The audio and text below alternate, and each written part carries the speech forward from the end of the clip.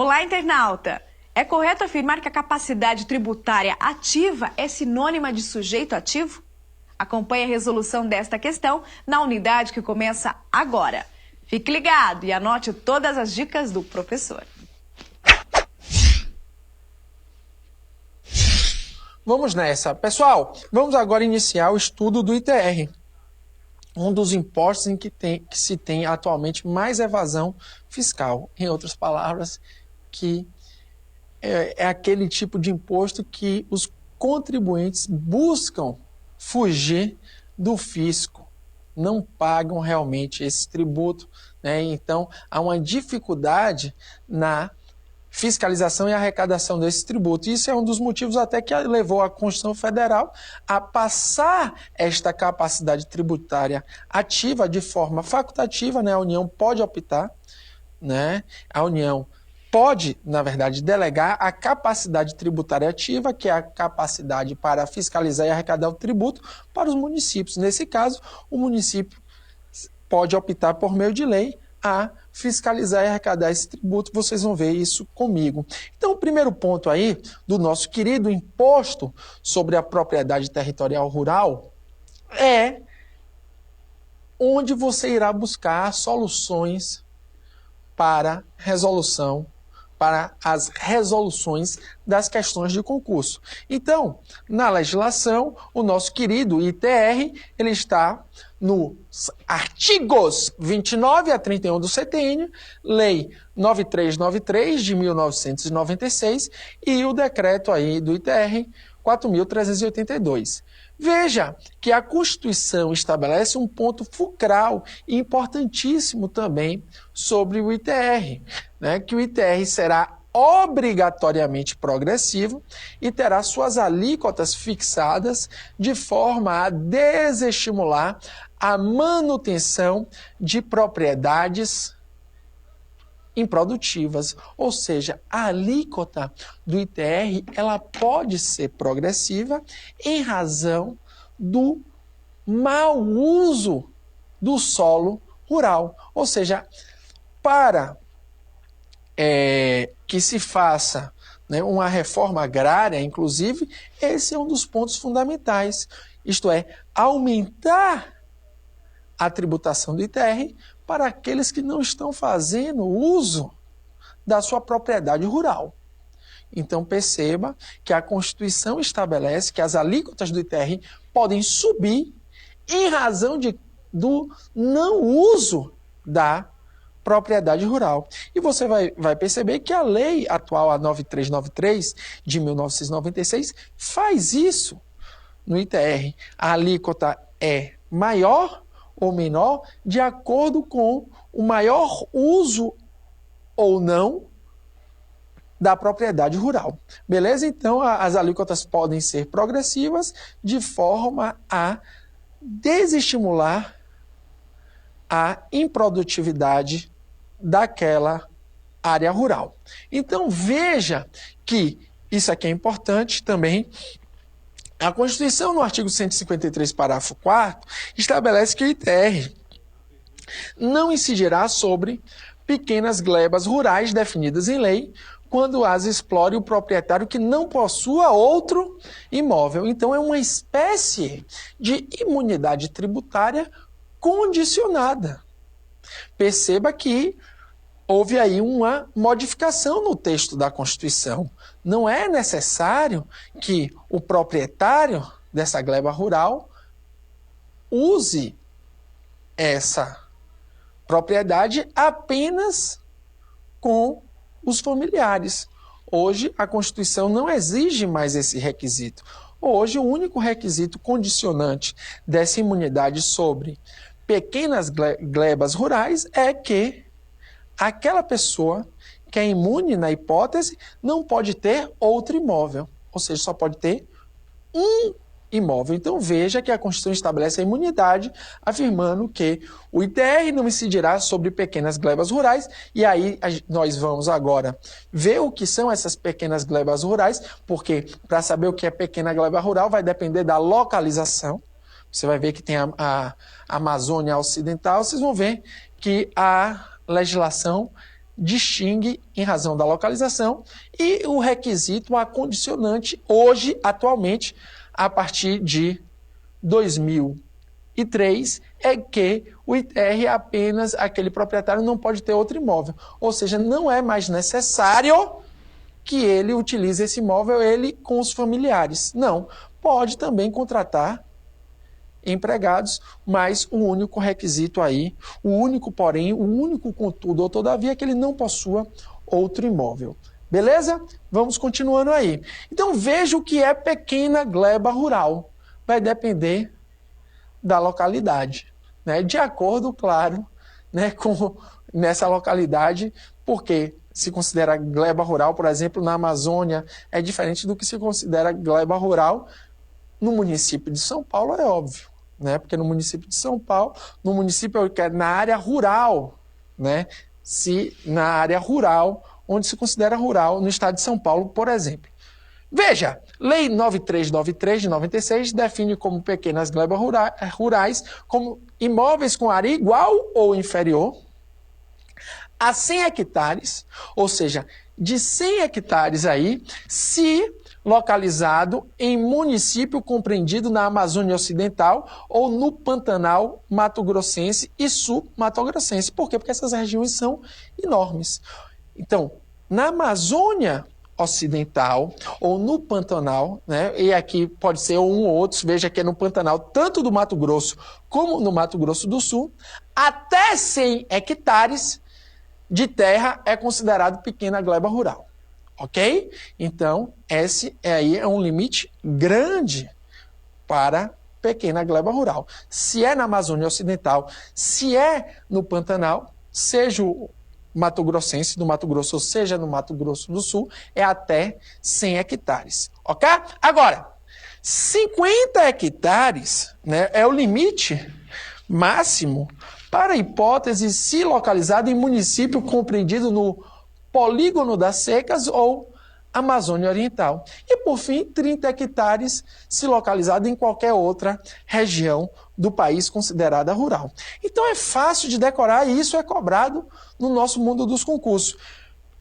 Pequena gleba rural é até 100 hectares se for na Amazônia Ocidental ou na região do Pantanal, Mato Grossense ou do Mato Grosso do Sul, né?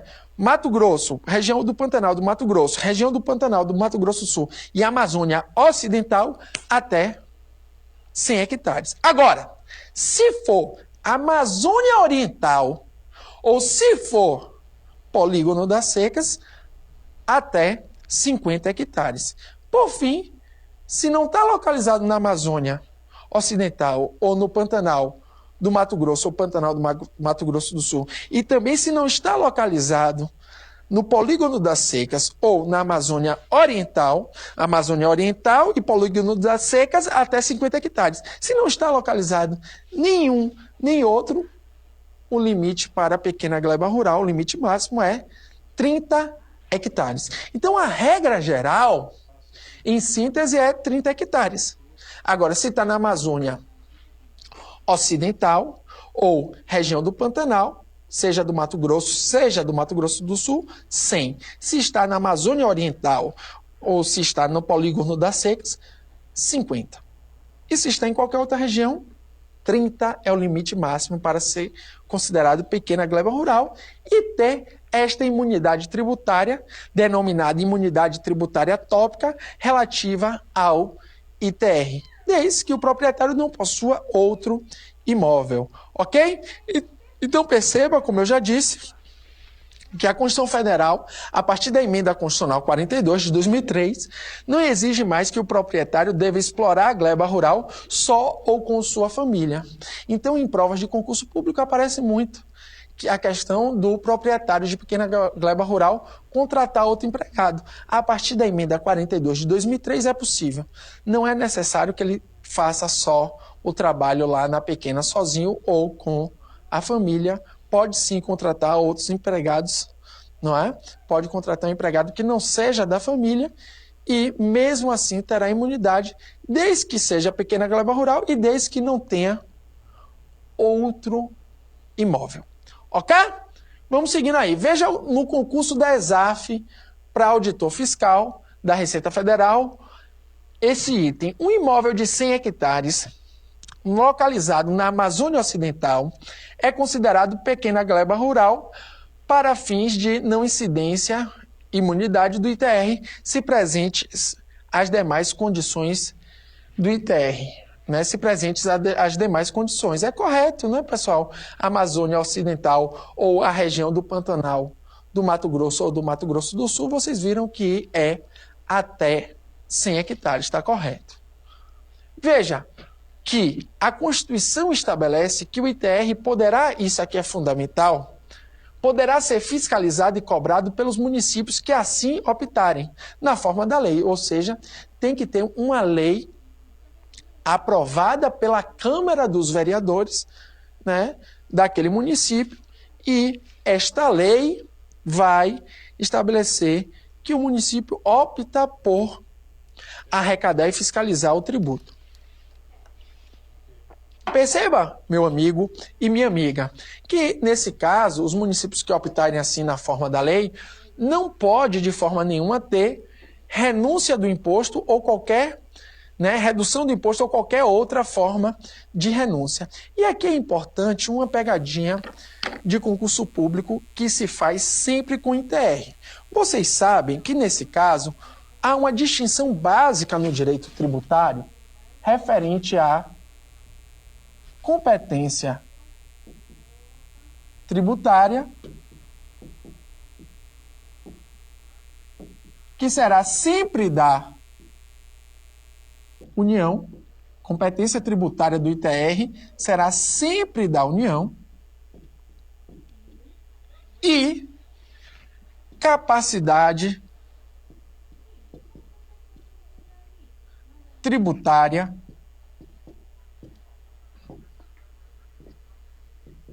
ativa, que no caso do ITR, né, pode ser dos municípios, vou botar aqui assim, que optarem. Então veja, meus amigos, o que é capacidade tributária ativa? Capacidade tributária ativa é sinônimo de sujeito ativo. Capacidade tributária ativa é importante que vocês saibam que é a capacidade de fiscalizar e arrecadar o tributo, né? No caso, o ITR. E competência tributária é a competência para instituir, também aparece em prova como criar o ITR. Veja que a competência para instituir ou criar o ITR, que é feita por meio de lei, é apenas da União. Por quê? Porque vocês bem sabem que o CTN, no seu artigo 7º, estabelece que a competência tributária ela é indelegável. Então, a União tem competência tributária sempre no ITR. E os municípios podem ter capacidade tributária ativa. Isto é, os municípios podem ser sujeito ativo do ITR, mas nunca os municípios poderão criar e instituir o ITR. Isto é, os municípios podem sim fiscalizar e arrecadar o ITR, mas não podem, por sua vez, criar o ITR. Quem sempre irá instituir ou quem sempre irá criar e tributar o ITR é a União. O que pode os municípios optarem é em fiscalizar e arrecadar este tributo. E qual é a vantagem disso, Nilo? Qual é a vantagem de os municípios optarem? Tem que ter alguma vantagem. Tem vantagem, sim. Em regra, 50% da arrecadação do ITR vai para o município onde a propriedade rural está localizada. Agora, se eles optarem por fiscalizar e arrecadar, 100% do produto da arrecadação vai para esse município. Ou seja, no caso de opção para fiscalizar e arrecadar o ITR, 100% todo o produto da arrecadação vai para o município. E no caso em que eles não façam essa opção, apenas 50% do produto da arrecadação do ITR vai para os cofres municipais. Um forte abraço.